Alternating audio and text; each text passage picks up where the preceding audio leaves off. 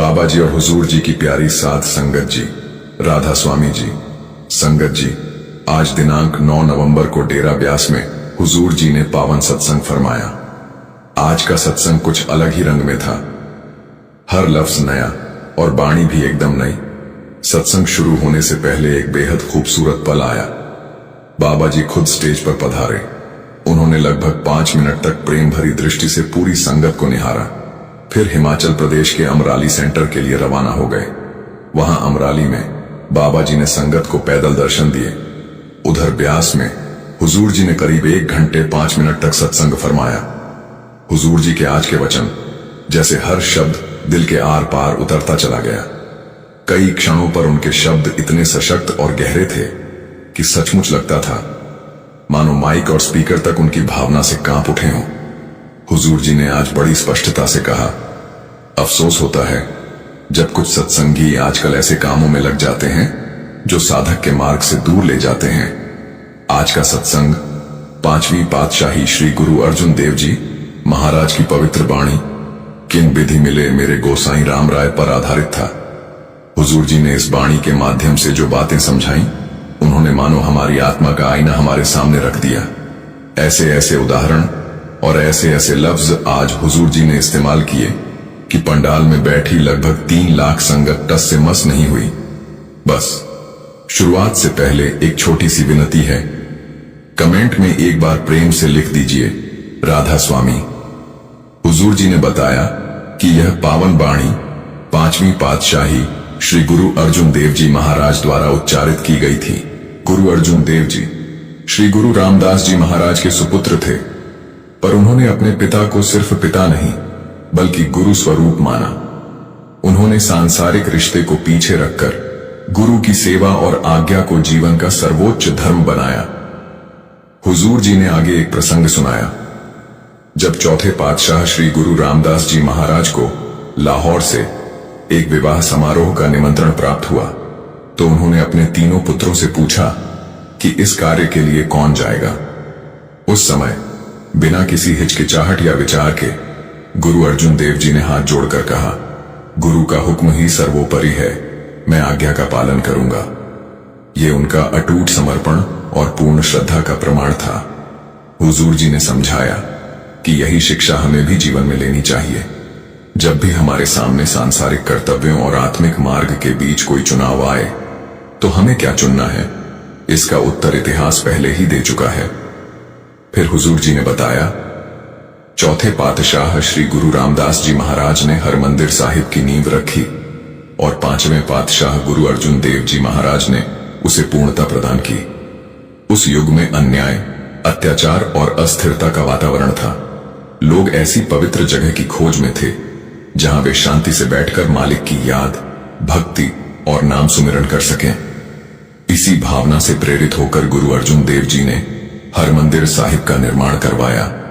एक ऐसा स्थान जो आज भी शांति, समानता और प्रेम का प्रतीक बनकर जगमगा रहा है। हुजूर जी ने आगे फरमाया, संतों की असली पहचान यही होती है कि वे किसी में भेदभाव नहीं करते। 5वें पातशाह ने इस सत्य को अपने कर्मों से सिद्ध किया। उन्होंने उस समय के तमाम भक्तों, फकीरों और महात्माओं की वाणी को इकट्ठा किया। न उन्होंने किसी की जाति देखी, न धर्म, न पद। जहां भी सत्य, भक्ति और इंसानियत की खुशबू मिली, उसे बड़े सम्मान से श्री गुरु ग्रंथ साहिब जी की पवित्र वाणी में शामिल किया।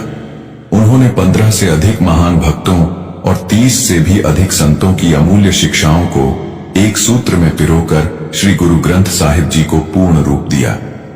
हुजूर जी ने कहा, उन्होंने जो आदर्श हमारे लिए छोड़ा उसे निभाने के लिए स्वयं शहादत दी। उस समय उनसे कहा गया कि अपना धर्म बदल लो, पर उन्होंने इनकार कर दिया। वे झुके नहीं, डरे नहीं। उन्होंने अपनी आस्था के लिए अपना जीवन न्योछावर कर दिया। फिर हुजूर जी ने बहुत भाव से कहा, क्या हम अपने जीवन में ऐसी दृढ़ता और समर्पण दिखा सकते हैं?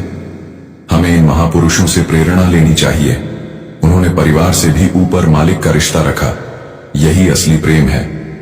हुजूर जी ने आगे कहा, हमारा असली उद्देश्य क्या है?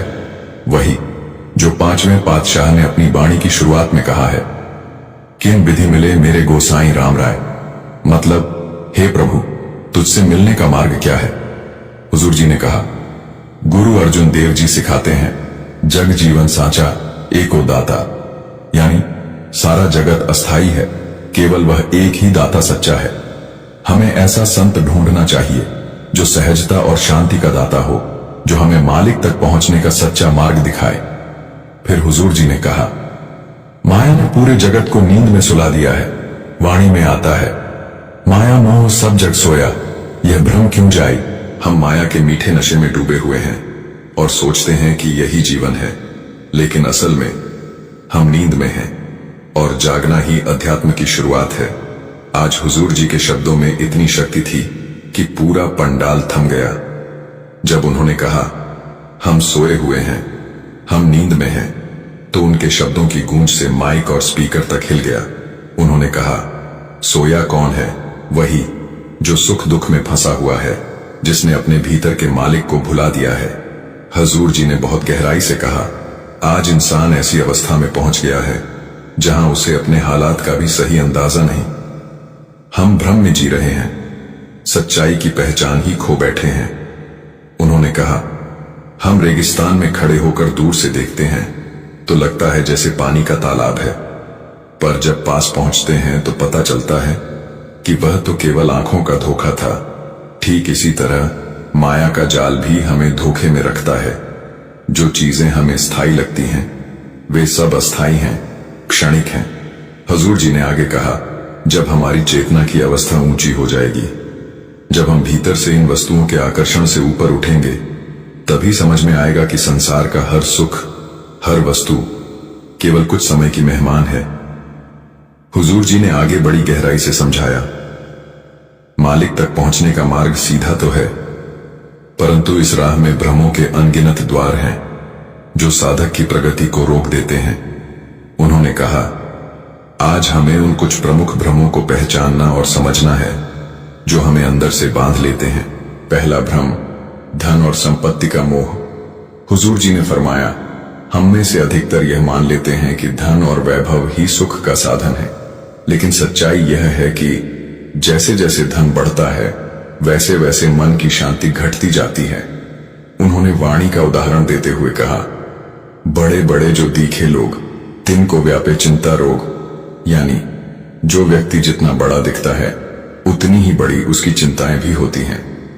हुजूर जी ने कहा, आज हर कोई किसी न किसी चिंता में उलझा है। किसी को टैक्स का डर है, किसी को व्यापार के घाटे की चिंता, किसी को कर्मचारियों के धोखे का भय। यहां तक कि जो अमीर से अमीर हैं वे भी बेचैनी से मुक्त नहीं। उन्होंने आगे कहा, धन की लालसा इंसान को छल, कपट और पाप की ओर खींच ले जाती है, लेकिन वाणी स्पष्ट चेतावनी देती है, पापा वाजो होवे नाही, मोइया संगी न जाए। पाप के मार्ग से कभी सुख नहीं मिलता और धन मृत्यु के बाद किसी के संग नहीं जाता।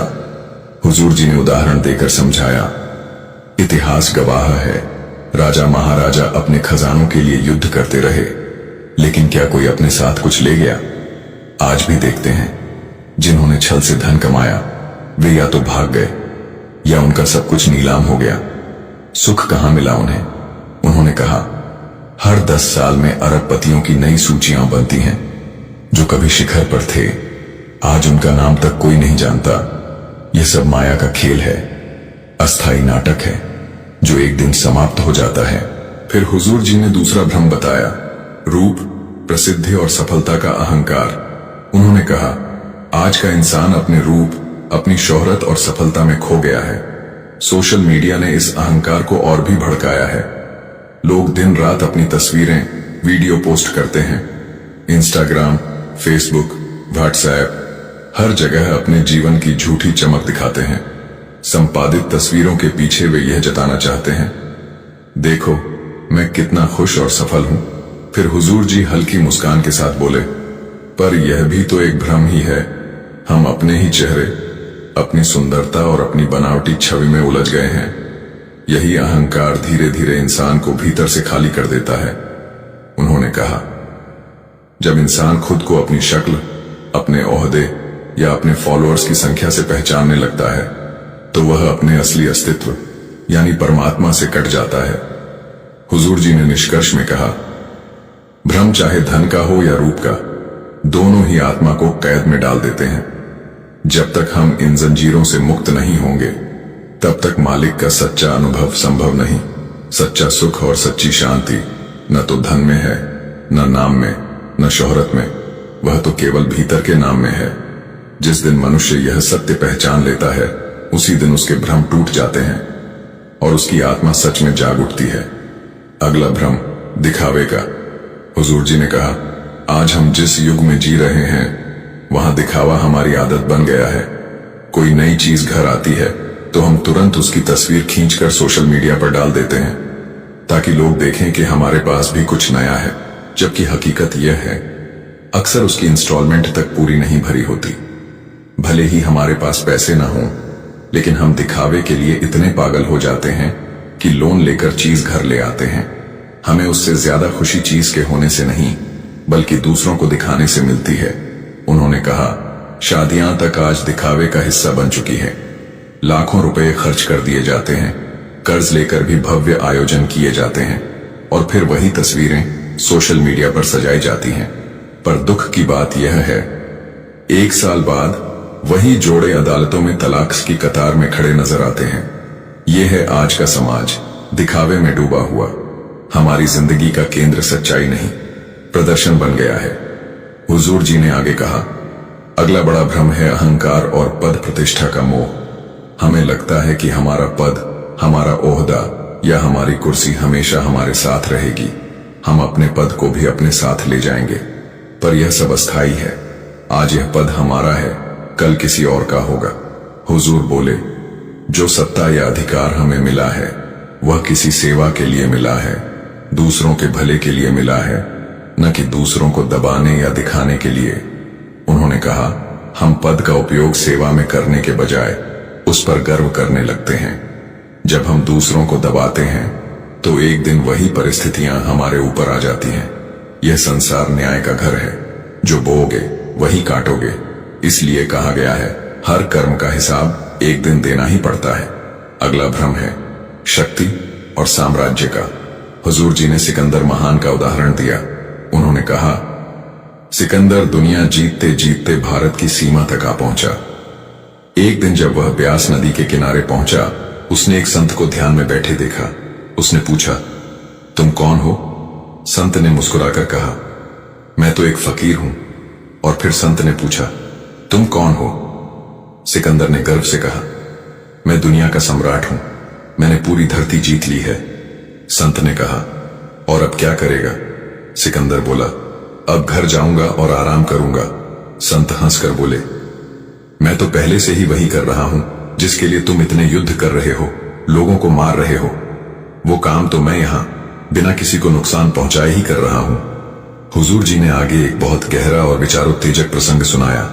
उन्होंने कहा, जब सिकंदर बीमार पड़ा तो उसने अपने चिकित्सकों से घोषणा की कि जो कोई भी मुझे इस बीमारी से ठीक कर देगा, मैं उसे अपना आधा साम्राज्य दे दूंगा।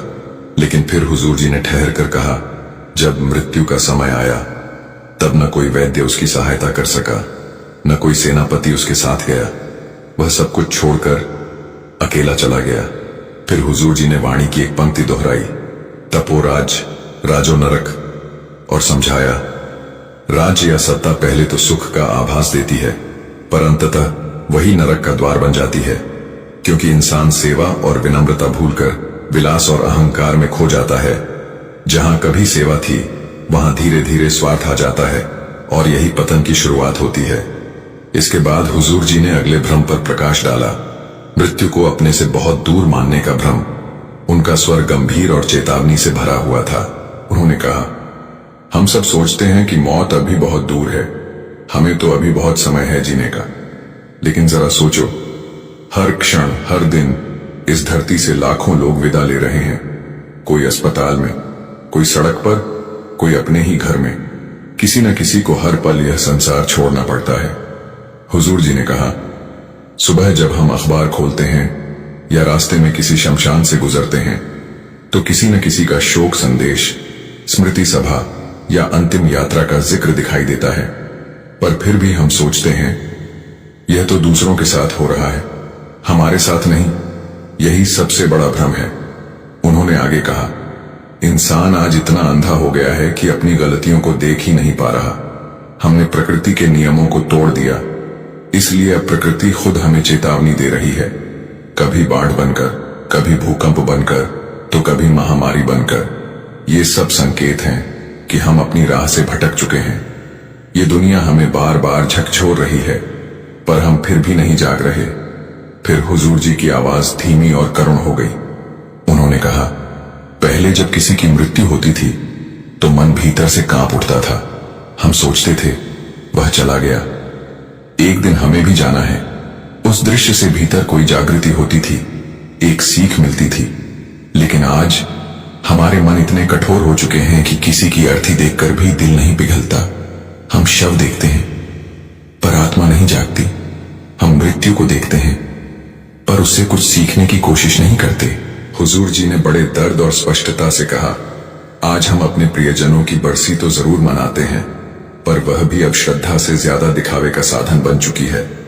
जिन सभाओं में पहले सादगी और स्मरण का भाव होता था, वहां अब शोर शराबा, सजावट और प्रदर्शन ने जगह ले ली है।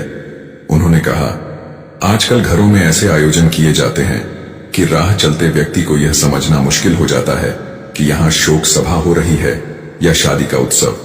चारों ओर लाइटें, साज सज्जा, महंगे पकवान और वीआईपी मेहमान, और हम फिर भी सोचते हैं कि यह श्रद्धांजलि है। यह कैसी श्रद्धांजलि है जिसमें आत्मा की जगह अहंकार ने ले ली हो। फिर हुजूर जी का स्वर और गहरा हो गया। उन्होंने कहा, हमने अपने पूर्वजों की याद तक को प्रदर्शन का माध्यम बना दिया है। वे बुजुर्ग जिन्होंने हमें सादगी, विनम्रता और संयम का पाठ पढ़ाया, आज उन्हीं की स्मृति में हम दिखावे और विलासिता का उत्सव मना रहे हैं। यह हमारी आत्मा के पतन का संकेत है। इसके बाद हुजूर जी ने महाराज जी की एक शिक्षा याद दिलाई। उन्होंने कहा, महाराज जी अक्सर फरमाया करते थे, इंसान को यह भी पता नहीं कि उसकी गाड़ी का दरवाजा खुलने से पहले या भोजन का पहला कौर मुंह तक पहुंचने से पहले मौत आ सकती है। मौत उतनी दूर नहीं जितना हम समझते हैं। हुजूर जी ने आगे कहा, पहले के जमाने में लोग 70-80 वर्ष तक जीवित रहते थे, लेकिन आज तो 25-30 की उम्र में ही कितनी जिंदगियां खत्म हो रही हैं। इसका अर्थ यही है कि समय बेहद अमूल्य हो गया है। हमें इस अनमोल जीवन को व्यर्थ बातों, दिखावे और मोह माया में गंवाना नहीं चाहिए। जो पल हमारे पास हैं वही सबसे कीमती हैं। फिर हुजूर जी ने अगला भ्रम बताया, मैं और मेरी का भ्रम। उन्होंने कहा, यह मनुष्य का सबसे गहरा भ्रम है कि वह खुद को सब कुछ मान बैठा है। वह सोचता है, मैं कर रहा हूं, मैं चला रहा हूं, सब मेरे नियंत्रण में है। पर यही सबसे बड़ा धोखा है। इसके बाद हुजूर जी ने बाणी की पंक्तियां उद्धृत की, सब कुछ हुक्मी आवदा, सब कुछ हुक्मी जाए, जे को मूरख आपे जाने, अंधा अंध कमाए। उन्होंने समझाया, जिस व्यक्ति को यह भ्रम है कि सब कुछ उसके हाथ में है, वह दरअसल अज्ञान के अंधकार में जी रहा है। सब कुछ मालिक के हुक्म में चलता है। उसका आना, उसका जाना, उसका सांस लेना, सब कुछ उसी की मर्जी से है। पर मनुष्य अपने छोटे से मैं में इतना खो गया है कि उसे यह सच्चाई दिखाई ही नहीं देती। हुजूर जी ने बड़ी कोमलता और तर्कपूर्ण ढंग से कहा, जरा सोचिए, क्या हमारा जन्म हमारे अपने निर्णय से हुआ था? क्या हमने यह चुना था कि किस घर, किस देश या किस परिवार में जन्म लेना है? नहीं ना, हम में से किसी के पास यह अधिकार नहीं था। उन्होंने आगे समझाया, हम यह भी तय नहीं कर सकते कि हमारे माता पिता कौन होंगे, हमारे भाई बहन, हमारे दोस्त या हमारे शिक्षक कैसे होंगे। यहां तक कि जहां हम काम करते हैं, जिन लोगों से हम रोज मिलते हैं, वे भी हमारे चयन का परिणाम नहीं है। संसार का पूरा जाल, यह जो जीवन की गुत्थियां हैं, सब मालिक की योजना से चल रही हैं। फिर हुजूर जी ने कहा, हां, एक चीज हमारे हाथ में है, हमारा दृष्टिकोण और हमारा कर्म। हम किस तरह सोचते हैं, कैसे व्यवहार करते हैं, कौन सा रास्ता चुनते हैं, यही हमारी जिम्मेदारी है। बाकी सब उसी के हुक्म में है, वही सब कुछ संचालित कर रहा है। इसके बाद हुजूर जी ने अहमदाबाद में हुई विमान दुर्घटना का जिक्र किया। उन्होंने कहा, देखो, एक विमान दुर्घटनाग्रस्त हुआ। सैकड़ों यात्रियों में से एक व्यक्ति जीवित बच गया। अब सोचो, क्या यह उसके बस में था? क्या उसने तय किया था कि बाकी सब चले जाएं और वह अकेला बचे? नहीं बेटा, ऐसा नहीं है। यह सब मालिक के हुक्म से ही होता है। उसी की मर्जी से कोई बचता है, कोई चला जाता है। फिर उन्होंने कहा, हम अक्सर अखबार में पढ़ते हैं कि कोई छोटा बच्चा खेलते खेलते ही दुनिया से चला गया। ये घटनाएं हमें यही सिखाने आई हैं कि हमारी कोई शक्ति नहीं, कोई अधिकार नहीं, फिर भी हम मैं और मेरी के अहंकार में डूबे रहते हैं। हुजूर जी ने बहुत प्रेम से कहा, हमें बस अपनी तरफ से कर्म सही रखने हैं, दृष्टिकोण पवित्र रखना है, लेकिन परिणाम देने वाला केवल वही है। जीवन का हर क्षण, हर सांस उसकी रजा में चल रहा है। हमें बस सही दिशा में कदम बढ़ाना है और आगे का निर्णय उसी के हवाले कर देना है। फिर उन्होंने वाणी की एक पंक्ति उद्धृत की, ना कोई मूर्ख, ना कोई सियाणा, वर्ते सबु किच्छु तेरा भाणा। और समझाया, इस सृष्टि में न कोई अज्ञानी है, न कोई बुद्धिमान। जो कुछ भी घट रहा है वह सब मालिक की रजा से हो रहा है। किसी की स्थिति ऊंची है, किसी की नीची, यह सब उसकी योजना का हिस्सा है। हुजूर जी ने आगे कहा, हमारा लक्ष्य यही होना चाहिए कि हम अपने अहंकार से निकलें और भाड़ने में जीना सीखें। जब तक हम मैं और मेरी के घेरे में बंधे हैं, तब तक हम सत्य का अनुभव नहीं कर सकते। आत्मा का प्रकाश तभी प्रकट होता है जब अहंकार का पर्दा हट जाता है। फिर हुजूर जी ने एक अत्यंत प्रेरक कथा सुनाई, भगवान गौतम बुद्ध के जीवन से। उन्होंने कहा, बुद्ध का जन्म एक समृद्ध राज परिवार में हुआ था। उनके माता पिता ने हर संभव प्रयास किया कि उनका पुत्र संसार के दुख दर्द से अछूता रहे। वे चाहते थे कि वह राज्य संभाले, विलासिता में जीवन बिताए और कभी बाहरी दुनिया का दुख न देखे। लेकिन एक दिन जब बुद्ध पहली बार महल से बाहर निकले, उन्होंने एक वृद्ध व्यक्ति को देखा। पहली बार उन्होंने महसूस किया, यह शरीर सदा युवा नहीं रहता, यह बूढ़ा होता है, झुकता है और एक दिन समाप्त हो जाता है। वह दृश्य उनके हृदय को झकझोर गया। दूसरी बार जब वे बाहर निकले, उन्होंने एक शव यात्रा देखी। वहां उन्हें यह गहरी अनुभूति हुई कि मृत्यु एक कठोर सत्य है, जो आया है वह एक दिन जाएगा। तीसरी बार उन्होंने एक बीमार व्यक्ति को देखा जो दर्द से कराह रहा था। तब उन्हें यह स्पष्ट समझ आ गई कि यह शरीर नश्वर है और संसार केवल अस्थायी सुख दुख का खेल है। इन तीन दृश्यों ने उनके भीतर ऐसा परिवर्तन ला दिया कि उन्होंने राज सुख, वैभव और मोह सब कुछ त्याग दिया और सत्य की खोज में निकल पड़े। यही अनुभव, यही झटके उनकी जागृति का कारण बने। हुजूर जी ने कहा, इसीलिए वाणी में कहा गया है, अंतर अलख न जाई लखिया, में पर्दा हो मई पाई। अर्थात जब तक अहंकार का पर्दा हमारे भीतर है, तब तक हम उस अलग। जी ने बहुत ही सरल और गहन शब्दों में समझाया कि कोई भी सच्चा संत या महात्मा कभी किसी का धर्म या विश्वास बदलने नहीं आता, बल्कि वो हमें इंसानियत का सही रास्ता दिखाने आते हैं। उनका संदेश यही होता है कि हम यह समझें कि इस समूची सृष्टि का मालिक एक ही है, वही परमात्मा, वही प्रेम का स्रोत और वही सत्य का आधार है। इसलिए जब हम अध्यात्म की बात करते हैं तो हमें धर्म, जात पात और विचारों के मतभेदों से ऊपर उठकर उस एक ईश्वरीय सत्ता पर ध्यान केंद्रित करना चाहिए जो सबका मालिक है। हुजूर जी ने आगे कहा कि हमें जो भी धर्म ग्रंथ, पोथियां और पवित्र किताबें मिली हैं, वे केवल कहानियां नहीं हैं, बल्कि उन महापुरुषों के अपने जीवन के अनुभवों का सार हैं।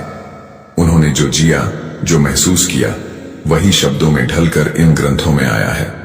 मगर हमारी सबसे बड़ी गलती यही है कि हम इन ग्रंथों को पढ़ तो लेते हैं, सुन तो लेते हैं, पर उन शिक्षाओं को अपने जीवन में उतारने का प्रयास नहीं करते। हुजूर जी ने एक सुंदर उदाहरण देते हुए कहा, जैसे जब हम स्कूल में भौतिकी या जीव विज्ञान पढ़ते हैं तो अध्यापक पहले हमें उसके सिद्धांत समझाते हैं और फिर प्रयोग करवाते हैं।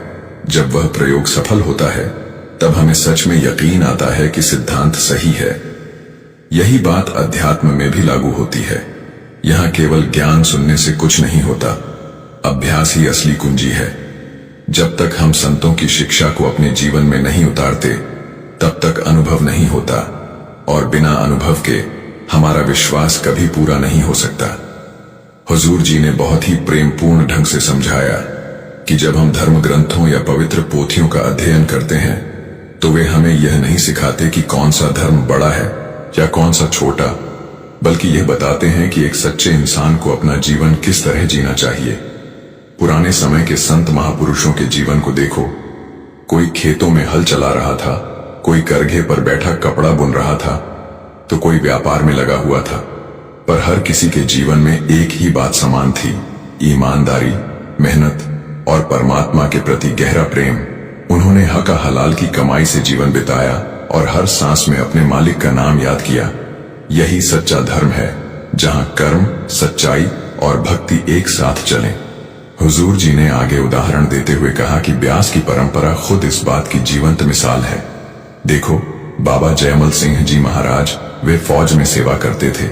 अपने सांसारिक कर्तव्यों को पूरी निष्ठा से निभाते हुए भी उन्होंने अपने जीवन का केंद्र भजन सिमरन को बनाया।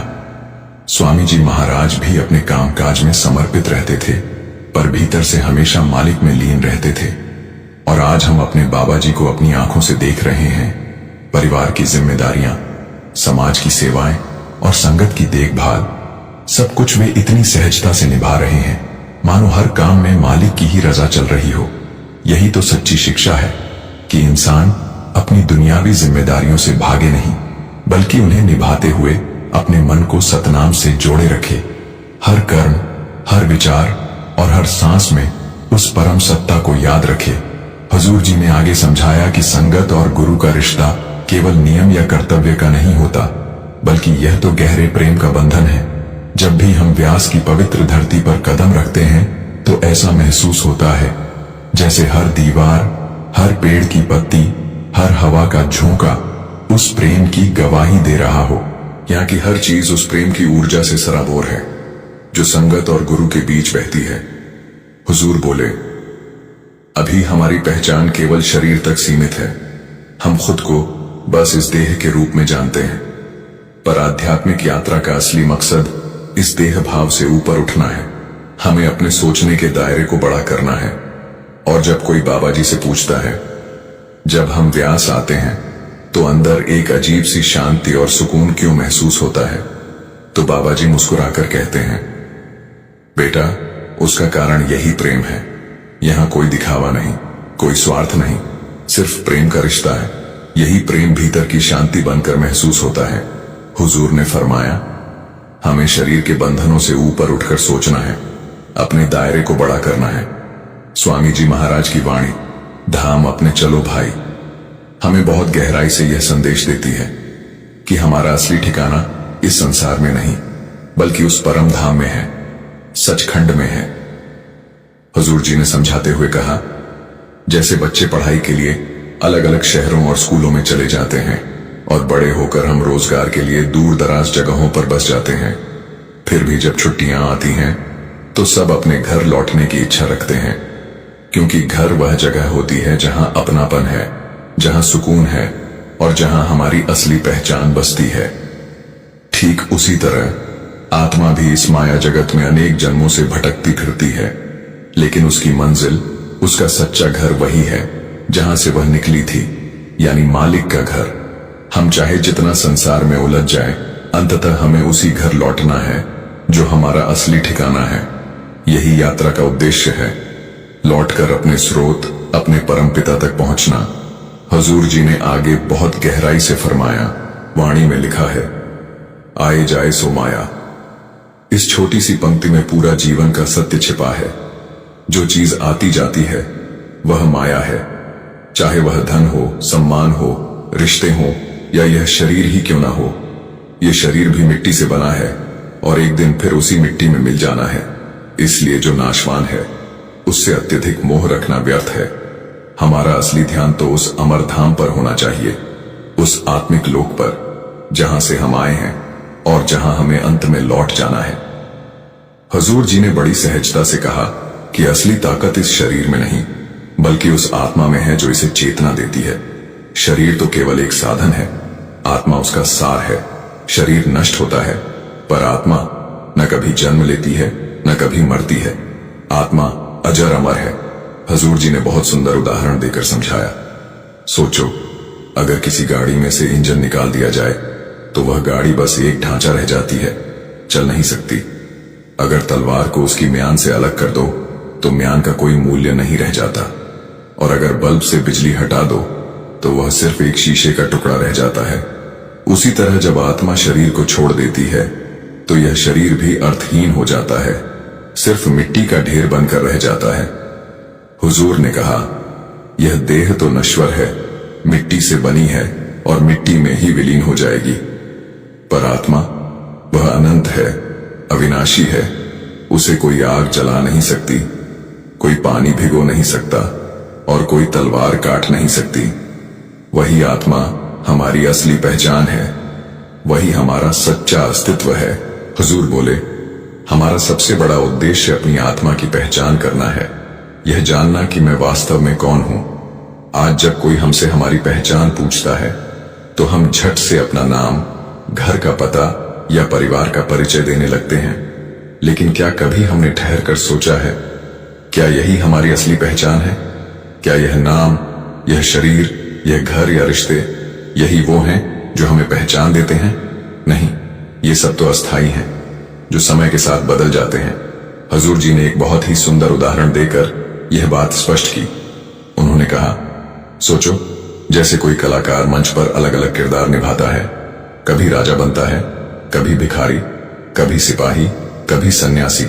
अभिनय करते करते कई बार वह उस भूमिका में इतना डूब जाता है कि अपनी असली पहचान ही भूल जाता है।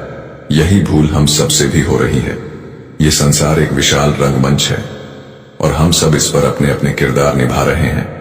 कोई पिता की भूमिका में है, कोई मां की, कोई बेटा, कोई बेटी, कोई बहन या भाई। पर इन भूमिकाओं में डूबकर हमने अपनी वास्तविक पहचान को भुला दिया है।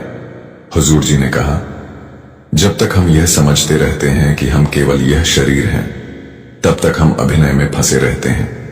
लेकिन जैसे ही मालिक का इशारा होता है, यह नाटक समाप्त हो जाता है और हमें दुनिया रूपी मंच छोड़ना पड़ता है।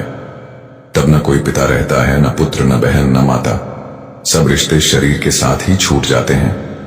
आत्मा अकेली जाती है और उसका केवल एक ही सच्चा रिश्ता है जो कभी नहीं टूटता।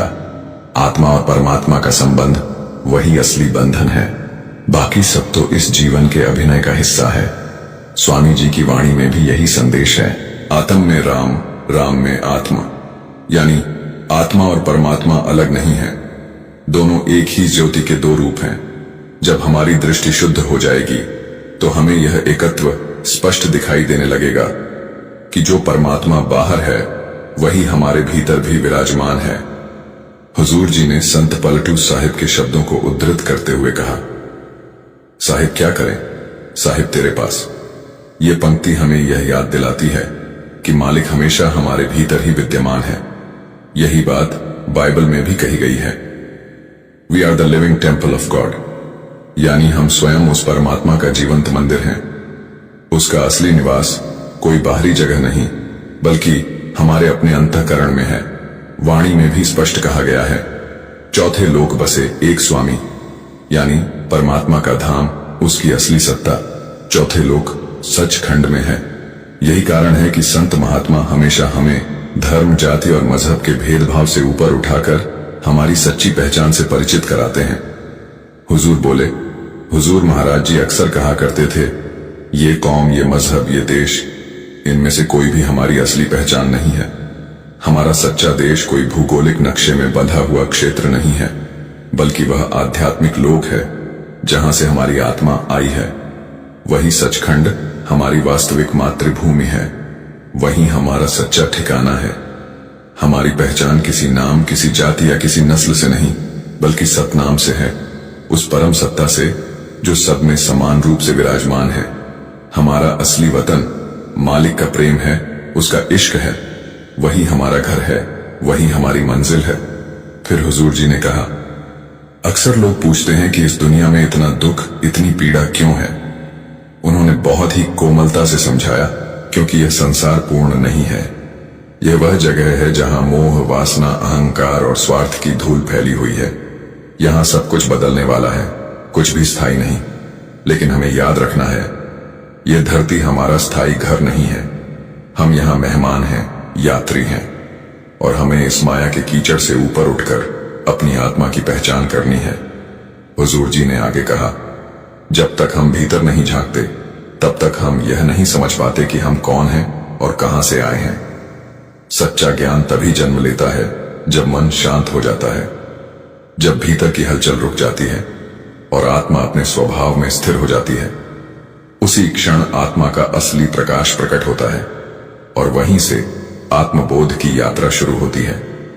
उन्होंने बड़े प्रेम से कहा, मनुष्य जीवन का सबसे बड़ा उद्देश्य यही है, अपने स्रोत को पहचानना, सत्य को जानना और उस लोक में लौट जाना जहां से हम आए हैं। हुजूर जी ने आगे बड़ी गहराई से फरमाया कि स्वामी जी महाराज भी अपनी वाणी में यही सिखाते हैं, पराये देश में क्यों रहना। इस वाणी के जरिए स्वामी जी आत्मा को यह स्मरण कराते हैं कि यह तेरा असल देश, असल घर नहीं है। फिर हुजूर जी ने एक बहुत सुंदर और समझाने योग्य उदाहरण दिया। उन्होंने कहा, जरा सोचो, अगर कोई व्यक्ति शराब पीकर गाड़ी चलाए और रास्ते में मोड़ आने पर गाड़ी पलट जाए, तो क्या उस हादसे का दोष सड़क का है या चालक का? स्वाभाविक है कि गलती चालक की है, क्योंकि वह अपने होश में नहीं था, उसका गाड़ी पर नियंत्रण नहीं था। ठीक यही स्थिति हमारे जीवन की है। जब इंसान अपने मन पर नियंत्रण खो देता है, जब उसका विवेक काम, क्रोध, लोभ, मोह और अहंकार के नशे में डूब जाता है, तब उसका जीवन भी वैसी ही दुर्घटना का शिकार हो जाता है। बाहर सब कुछ ठीक दिखता है, पर भीतर की दिशा खो जाती है। इसी संदर्भ में हजूर जी ने शेख फरीद जी की वाणी का उल्लेख किया, चार गवाया हंड के, चार गवाया संग, जिसका अर्थ है कि इंसान अपने जीवन के अनमोल पल कभी व्यर्थ की बातों में, कभी बेकार की संगति में गंवा देता है, न समय का आदर करता है, न जीवन के उद्देश्य का विचार करता है। हजूर जी ने फिर एक गहरा प्रश्न उठाया, सोचो बेटा, मालिक ने हमें इस दुनिया में क्यों भेजा है? क्या सिर्फ दूसरों की चीजों के पीछे भागने के लिए? क्या केवल धन, मान और प्रतिष्ठा जुटाने के लिए? क्या यही मानव जन्म का मकसद है? हुजूर बोले, नहीं बेटा, बिल्कुल नहीं। मालिक ने हमें यह दुर्लभ मानव शरीर इसलिए दिया है ताकि हम इस माया की जेल से खुद को मुक्त करा सकें, अपने असली घर, उस परम धाम का रास्ता पहचान सकें। लेकिन अफसोस, हमने इस अमूल्य अवसर को व्यर्थ कर दिया। कोई धन दौलत की दौड़ में लगा है, कोई ओहदे और सम्मान के पीछे भाग रहा है, कोई रिश्तों और भविष्य की चिंताओं में उलझा हुआ है। इस भाग दौड़ में हम इतना खो गए हैं कि अपने असली उद्देश्य, अपने असली घर और अपने मालिक को ही भूल बैठे हैं। हुजूर जी ने आगे कहा, प्रकृति में देखो, कुछ जीव लाखों अंडे देते हैं, कुछ केवल खाने में ही दिन रात लगे रहते हैं और कुछ अपने क्षेत्र को सीमित कर कहते हैं कि यह मेरा इलाका है। जरा सोचो, क्या हम भी यही सब नहीं कर रहे? जब हमारे व्यवहार, हमारी इच्छाएं और हमारा जीवन भी इन्हीं सीमाओं में बंध गया है, तो फिर इंसान और निचली योनियों में क्या अंतर रह गया? हुजूर जी ने बहुत गहराई से कहा, मनुष्य को इस सृष्टि में सबसे ऊंची योनि मिली है, मानव जन्म। यह जन्म कोई साधारण अवसर नहीं है। इसे हमें केवल खाने पीने, धन जोड़ने या भौतिक सुखों में डूब जाने के लिए नहीं मिला। यह जीवन एक अनमोल अवसर है, लेकिन अफसोस, हम इसे व्यर्थ गंवा रहे हैं। उन्होंने आगे कहा, अब समय है ठहर कर सोचने का कि आखिर हमें इस धरती पर भेजा ही क्यों गया है। हुजूर जी ने बताया कि बाबा जी भी बार बार यही समझाते हैं, मनुष्य की वास्तविक जरूरतें बहुत सीमित हैं। सिर पर एक छत, खाने को थोड़ा भोजन, पहनने को कुछ वस्त्र और पीने को पानी। इसके अलावा बाकी सब हमारी इच्छाओं की बढ़ती परछाइयां हैं। हुजूर जी ने मुस्कुराकर कहा, अगर किसी के पास 4-4 घर हों, तो क्या वो चारों में एक साथ सो सकता है? नहीं ना। अंत में तो उसे एक ही बिस्तर पर सिर रखकर सोना होता है। चाहे कितनी भी गाड़ियां खड़ी हों, सफर तो एक ही गाड़ी में किया जा सकता है। अलमारी भर कपड़े हों, लेकिन एक वक्त पर शरीर पर बस 2 ही पहनने जा सकते हैं। उन्होंने कहा, इसलिए जरूरत है विवेक की, ये समझने की कि किस चीज की सीमा कहां तक है। लेकिन आज इंसान की सबसे बड़ी समस्या यही है कि जितना मिलता है उतना और चाहता है, उसकी चाह का कोई अंत नहीं। हुजूर जी ने बड़े सटीक शब्दों में कहा, क्या आपने कभी किसी धनवान को यह कहते सुना है, अब बहुत हो गया, अब मुझे और कुछ नहीं चाहिए? या किसी नेता को यह कहते देखा है, मैंने पर्याप्त सेवा कर ली, अब मुझे विश्राम चाहिए? नहीं, क्योंकि मनुष्य की लालसा कभी भरती नहीं। इसीलिए अंग्रेजी में कहा गया है, मोर पोजेशंस मोर पोजेस्ड, यानी जितनी ज्यादा चीजें तुम इकट्ठी करते जाओगे उतना ही वे तुम्हें जकड़ लेंगी। अंत में हम वस्तुओं के मालिक नहीं रहते, बल्कि वही वस्तुएं हमें अपना गुलाम बना लेती हैं। हुजूर जी ने फरमाया, हम अपना पूरा जीवन योजनाएं बनाने में गुजार देते हैं। मालिक ने हमें सब कुछ दिया है, लेकिन जरा ठहर कर खुद से पूछो, आखिरी बार हमने मालिक का शुक्रिया कब अदा किया था? हमारी दिनचर्या में परमार्थ यानी आत्मिक साधना हमेशा सूची के सबसे नीचे होती है। पहले आते हैं दुनियावी काम, फिर जिम्मेदारियां, फिर इच्छाएं और महत्वाकांक्षाएं, और जब सब कुछ पूरा हो जाए तब अगर थोड़ा समय बच जाए तो याद आती है भक्ति। लेकिन क्या यह रास्ता सही है? क्या मालिक को फुर्सत के समय के लिए छोड़ देना उचित है? हुजूर जी ने आगे समझाया, यह संसार कितना अस्थिर है। कभी भूकंप धरती को हिला देता है, कभी बाढ़ सब कुछ बहा ले जाती है, कभी सत्ता और हालात बदल जाते हैं, और इंसान खुद का भी कोई भरोसा नहीं। जो आज सांस ले रहा है कल शायद ना हो। यह अनिश्चितता ही सच्चाई है जिसे हम अनदेखा करते रहते हैं। हुजूर ने कहा, स्वामी जी, महाराज भी अपनी वाणी में यही चेतावनी देते हैं, अपना काम करते चलो, पराये कामों में मत उलझो। फिर हुजूर जी ने मुस्कुराते हुए पूछा, लेकिन वो अपना काम आखिर है क्या? और फिर खुद ही उत्तर दिया, हमारा असली काम है नाम का सहारा लेना। वही नाम जो गुरु हमें देता है, यही हमारी सबसे बड़ी पूंजी है, यही सच्ची धरोहर है जो इस जीवन के पार भी साथ रहती है। हुजूर जी ने विस्तार से समझाया, नाम कोई साधारण शब्द नहीं, न कोई लफ्ज या आवाज है। नाम वह दिव्य शक्ति है जो इस पूरी सृष्टि में व्याप्त है, वही चेतना जो हर जीव में धड़क रही है। नाम से ही यह सृष्टि बनी है और नाम में ही विलीन हो जाएगी। जब इंसान उस नाम से जुड़ता है तो यह शक्ति धीरे धीरे उसे ऊपर उठाने लगती है। ये संसार जो हमें इतना वास्तविक लगता है तब फीका पड़ने लगता है और आत्मा अपनी असली दिशा पकड़ लेती है। यह नाम ही वह पुल है जो हमें माया के पार हमारे असली घर सचखंड, उस परम धाम तक पहुंचा देता है। हुजूर जी ने बहुत ही सहज और गहन ढंग से समझाया कि संत और महात्मा हर युग में आते हैं। संतों ने मालिक को अलग अलग नामों से पुकारा। कोई उन्हें राम कहता है, कोई अल्लाह, कोई वाहे गुरु, कोई गॉड। लेकिन संतों ने कभी यह नहीं कहा कि मालिक एक से ज्यादा है। हर धर्म, हर मजहब ने यही कहा कि मालिक एक ही है। नाम अलग इसलिए दिए गए ताकि दुनिया को समझाना आसान हो जाए, लेकिन इंसान उन्हीं नामों में उलझ गया। आगे हुजूर ने बताया कि नाम दो प्रकार के होते हैं। पहला वर्णात्मक नाम जो हम शब्दों से बोलते या लिखते हैं, और दूसरा धुनात्मक नाम जो किसी भाषा या अक्षर में नहीं बंधा होता। वह नाम न कोई उच्चारण है न शब्द, बल्कि वह एक जीवित शक्ति है, एक धुन, एक नूर जो स्वयं सृष्टि के मूल से प्रवाहित होती है। वही शक्ति हर जीव, हर कण में व्याप्त है। वही असली नाम है, वही असली सहारा है, और वही आत्मा को उसके सच्चे घर, उस परम स्रोत, उस अनंत लोक तक पहुंचाने का सेतु है। फिर हुजूर जी ने गुरु के ऊपर विस्तार से समझाया। हुजूर बोले, गुरु कौन है? गुरु वह नहीं जो हमें भ्रमों में उलझा दे, बल्कि गुरु वह है जो हमें हर तरह के भ्रम और अंधकार से बाहर निकाल दे। गुरु हमें रीति रिवाजों और बाहरी दिखावे में नहीं अटकाता। उसका मार्ग भीतर की यात्रा का मार्ग है, वह रास्ता जो हमें उस नाम की ओर ले जाता है जिसे उसने स्वयं अनुभव किया है। हुजूर जी ने कहा, गुरु के बताए रास्ते पर चलकर और नाम का सिमरण करते हुए ही भक्ति का असली मार्ग खुलता है। फिर आगे हुजूर जी बोले, झूठा राजा, झूठी प्रजा, झूठा सब संसार। उन्होंने कहा, यह संसार एक नाटक की तरह है।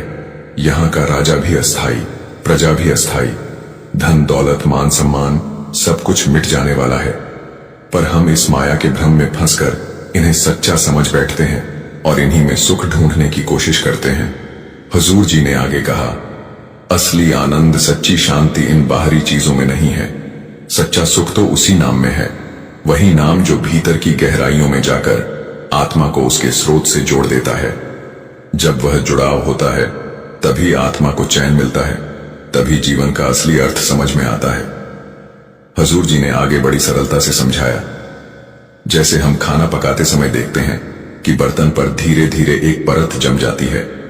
जब हम उसे साफ करते हैं तो नीचे से दूसरी परत दिखाई देती है और फिर तीसरी। उसी तरह जन्मों के सिलसिले ने हमारी आत्मा पर भी परत दर परत मैल चढ़ा दी है।